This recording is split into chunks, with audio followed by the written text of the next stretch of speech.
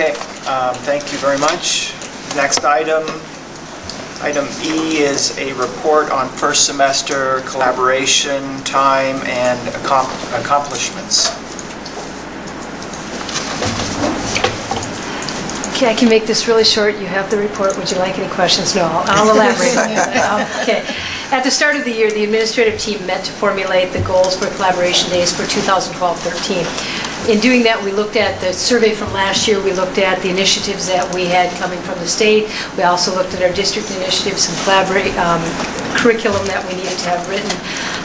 And we developed a SMART goal for each department.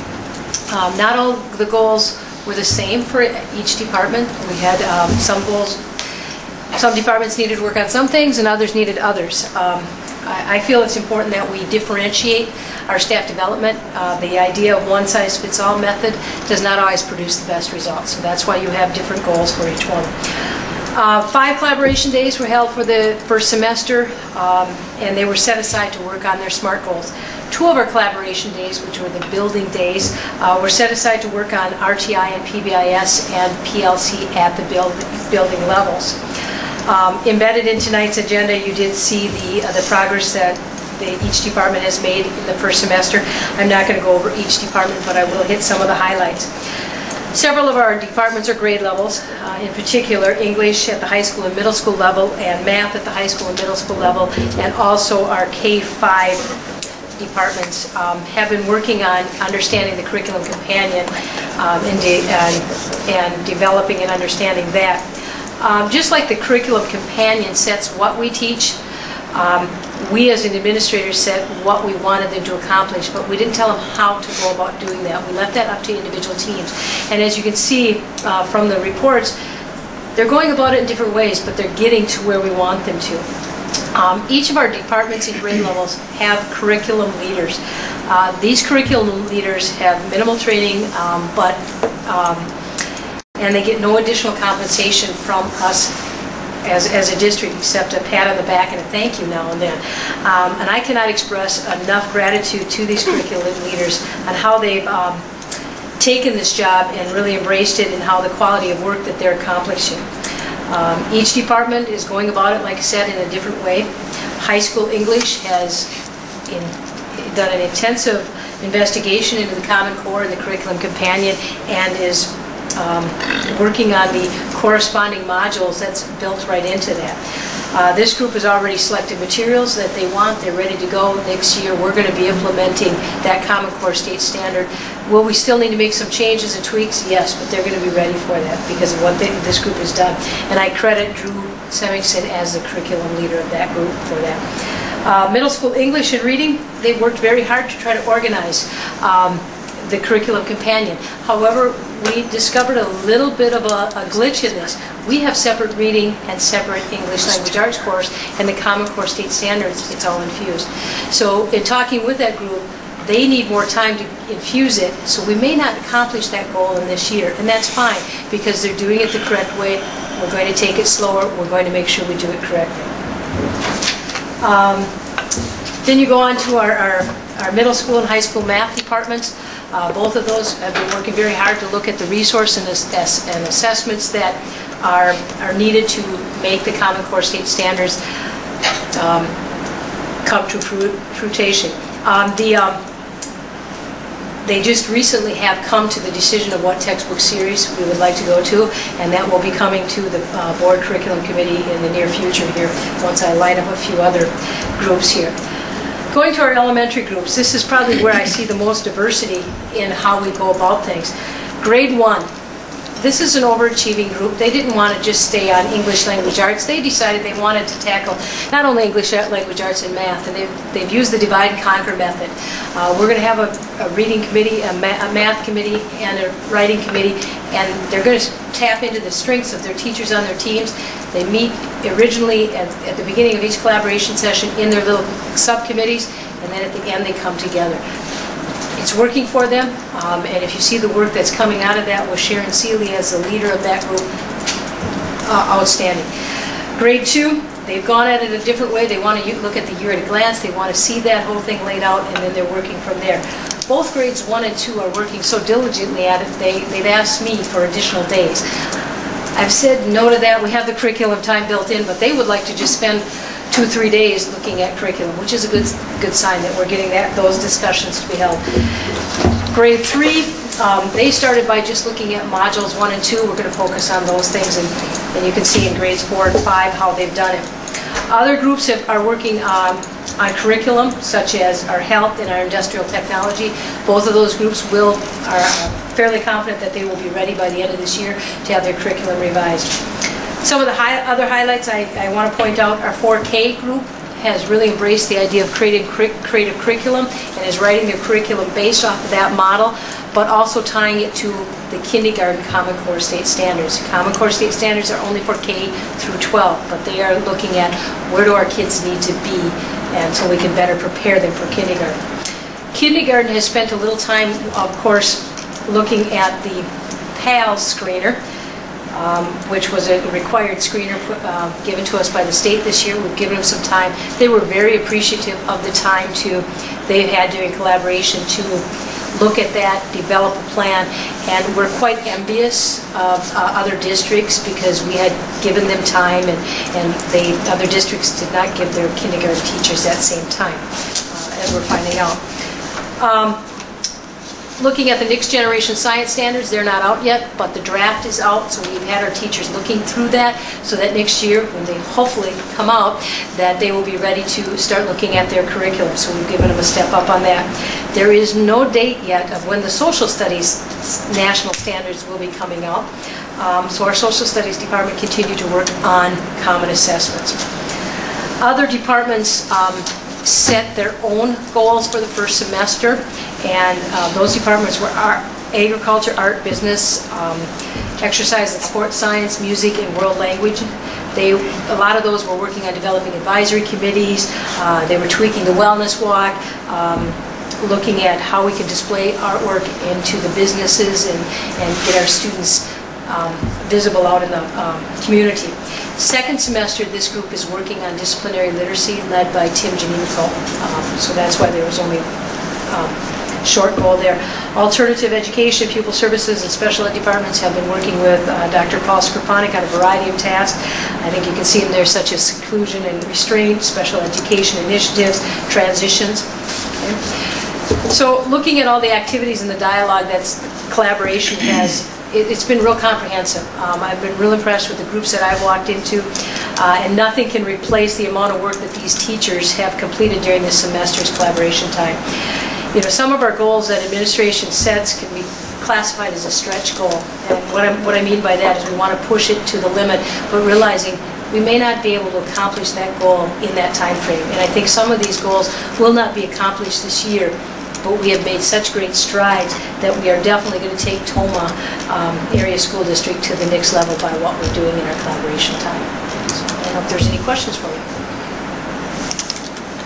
What's the total number of collaboration days this year? We have 10 days that we have earmarked for these type of things, and then 3 are our what we call our building days that we have earmarked for PLC, RTI, and PBIS activities. And those are our grading prep days where we can hold a meeting. So those are above and beyond the 10? Yes. The 10 are our collaboration days, and then we have 3 additional days that we do some of those activities on. I'm glad you asked about the number, Mr. McMullen, because I think it's important to reiterate the fact that collaboration in this day and age in education is extremely important. We can't get to the next level. We can't improve those report card scores unless we really have teachers working with one another, comparing what's happening in their classrooms, understanding the curriculum. It's just critical. And I think that there's some question about whether we have enough collaboration time. 2 years ago, the committee that worked on staff development presented a plan for the increased time that we have currently, but they also recommended that we consider 2 days a month, 2 half days a month, rather than just the 1. And I've asked Ms. Sparish to take some time to look at districts that are achieving higher than we are, that are of similar demographics, to get a read on what they're doing with their staff development and collaboration time, because that might be an area that we really need to look at in terms of getting some more time for our teachers to be working together. And I think what we're seeing now is, when initially we had the 5 days, and when I first came here there was 5. Of course, most of those years there was only 3, because every time I plan something in the winter, it's a snow day on that. So if you ever want a meeting canceled, just let me plan it in the winter and it will get canceled. But so we're now getting to the point that they want more. They are seeing the benefits of it and they want more time. I mean, for teachers to come to me and say, we would love to meet as an entire first grade team for an entire day to talk about nothing but curriculum, I'm excited about that. Because now we're getting to what Cindy has said. What are the best strategies? What are you doing in your classroom? How are my kids not as successful? How are yours doing? How can we work together to make this even better? We're looking at, no longer are we looking at one teacher being weak, but we're strengthening all teachers by that aspect. So.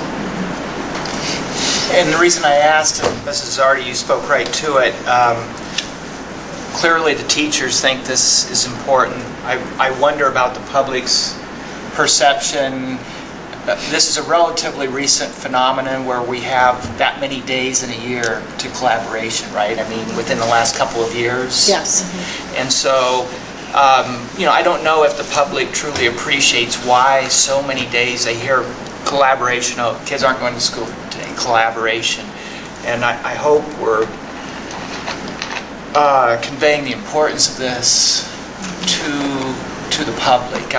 When we get a report like this, it's fairly technical. There's a lot of curriculum stuff. That's not a very good word. I'm sorry. I understand that. Curriculum training going on that's, quite frankly, a bit arcane even for us, much less for the public. I guess I'm also hoping that this is time where there's best practices being shared, something that the public might relate to more, where good master teachers are helping other teachers become master teachers. That's, when I say curriculum, that's what I mean by it all. Curriculum is not only just writing what we teach, but it's getting to how we teach that and how is that instruction put forth to the kids, so that we ensure that they're learning. You're looking at, I believe it's the 5th grade team. The way they did this is they each brought a unit that they felt taught a specific module in our curriculum companion. Then they shared that and said, this one works best, or yours is even better. I'm now going to try your way of teaching it to see if my kids can be more successful. So that's the dialogue that's going on in every one of these collaboration days, and that's why I'm so excited about it. I walk into it and I'm like, I'm beaming from ear to ear, but maybe that's why I'm in curriculum.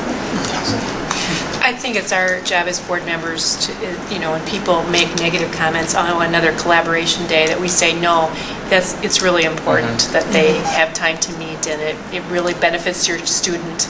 It is an early release day, but your student really benefits by having that collaboration time throughout their school year for the teachers. So it's really important that we promote that too, and don't ignore those comments.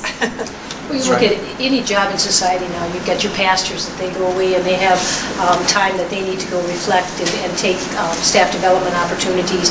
You look at physicians and stuff. They need all of that time.